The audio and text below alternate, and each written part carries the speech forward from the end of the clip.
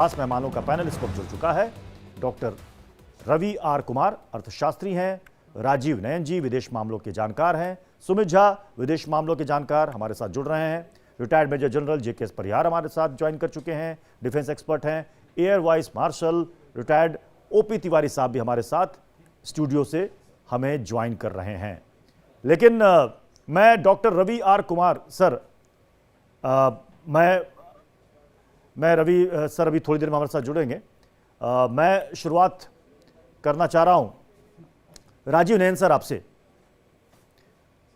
G20 के summit में हमने क्या पाया?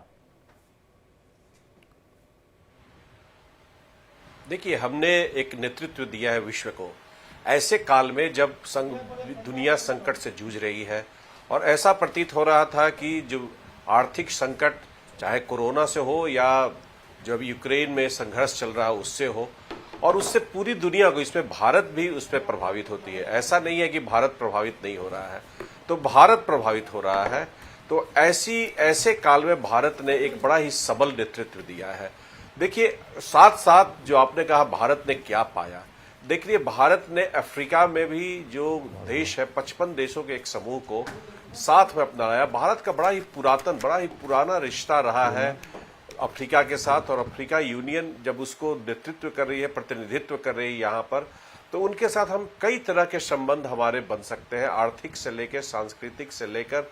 और हमारे देखिए डायस्पोरा जो पुराने जिसे कहते भारतीय मूल के लोग वहां पर काफी सक्रिय व्यापारों में भी है, तो उन सब के साथ एक हमारा एक नया जुड़ाव होगा, एक नई जो एक दिशा हम अपने संबंध को पूरे के पूरे अफ्रीकन यूनियन के साथ दे पाएंगे।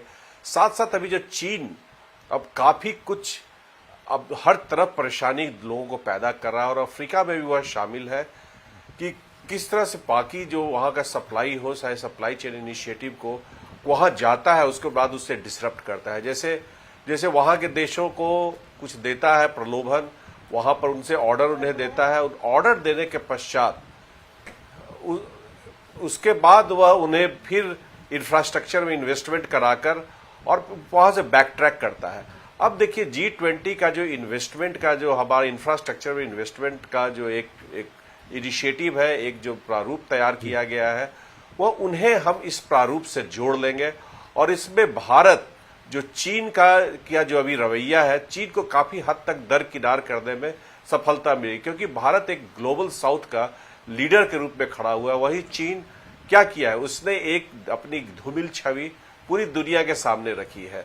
तो ऐसे काल में निश्चित ही भारत को हर तरीके से फायदा होगा। देखिए, हमने अपनी संस्कृति को पूरे दुनिया के सामने प्रस्तुत किया। अभी न केवल जो वेन्यू है जहां पर की आयोजन किया गया है, वरन विभिन्न जो बैठकों के जरिए हमने, और काशी का जो एक डिक्लेरेशन शामिल हुआ है उसके जरिए हमने पूरी दुनिया भर में अपनी संस्कृति फैलाई है। तो ये कहीं ना कहीं देखिए हमारे टूरिज्म को भी अट्रैक्ट करेगी। डिजिटल जो हम ट्रांसफॉर्मेशन की बात कर रहे हैं, डिजिटल ट्रांसफॉर्मेशन से भी दुनिया को काफी फायदा होगा और भारत को भी फायदा होगा।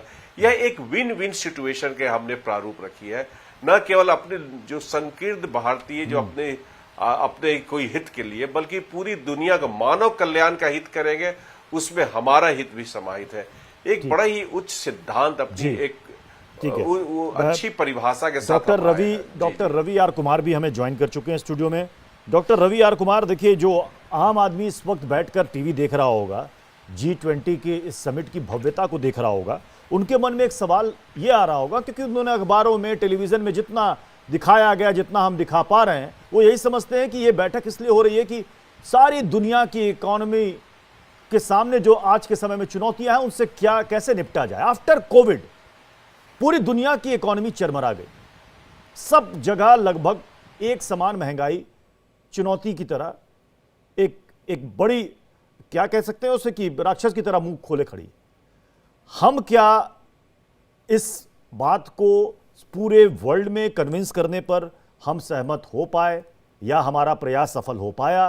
क्या हमारी महंगाई कुछ कम होगी? क्योंकि अभी हमने देखा ग्लोबल बायोफ्यूल पर समझौता हुआ जिसमें 9 कंट्रीज है, तो लोगों के मन में सवाल हो रहा है, कई लोग चर्चा भी करने लगे हैं। आप देखिएगा थोड़ी देर में ट्विटर में ट्रेंड करने लगेगा, लोग पूछेंगे क्या भाई पेट्रोल का दाम कम हो जाएगा क्या, डीजल का दाम कम हो जाएगा क्या, महंगाई कम हो जाएगी क्या?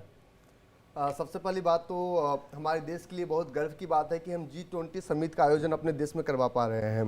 दूसरी बात, अगर आप ये कह रहे हैं कि महंगाई बढ़ेगी या महंगाई घटेगी, इसका डायरेक्ट कोई पक्ष नहीं है।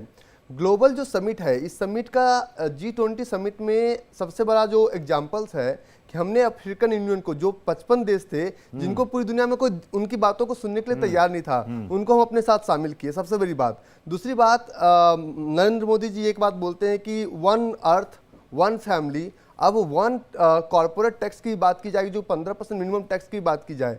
जब डायरेक्टली इनडायरेक्टली जब पूरी दुनिया के नेता जब भारत देश आते हैं तो उनको एक उम्मीद होती है कि नहीं, क्योंकि हम जो है we are the largest population in the world और हमारी बातों को सुनी जाएगी। देखिए, किसी भी चीज़ के प्रोडक्शन में या किसी भी चीज़ को कंज्यूम करने में एक बात लोग कहते हैं कि भारत को क्या फ़ायदा होगा।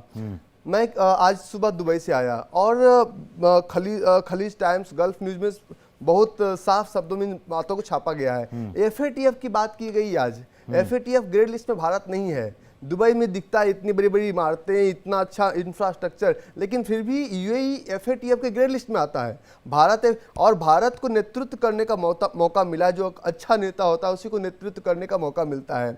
हम राजनीति को दरकिनार करते हुए अगर सारी दुनिया की नज़रिया है कि अगर हम ग्लोबल सस्टेनेबिलिटी पे काम कर सकें, petroleum is another product, petroleum का डायरेक्ट और इनडायरेक्ट। देखिए, एक अच्छी बात है कि हमने यूक्रेन के मामले में बोला, कहीं किसी भी एक भी शब्द में रशिया का नाम नहीं लिया गया और हम हर मुद्दे पे न्यूट्रल हैं। हम रशिया के भी दोस्त हैं, अमेरिका के भी दोस्त हैं, हम मॉरिशस के भी बहुत अच्छे दोस्त हैं। तो हम ग्लोबली काम कर रहे हैं। तो भारत की छवि इसमें बहुत अच्छी बन के सामने आ रही है। ओपी तिवारी सर, और ये कयास लगाए जा रहे थे कि देखिए, रूस और यूक्रेन के मुद्दे को आप इससे इग्नोर नहीं कर सकते। उसकी चर्चा तो होगी, भले आपने रूस का नाम नहीं लिया, लेकिन इनडायरेक्टली आपने कह दिया।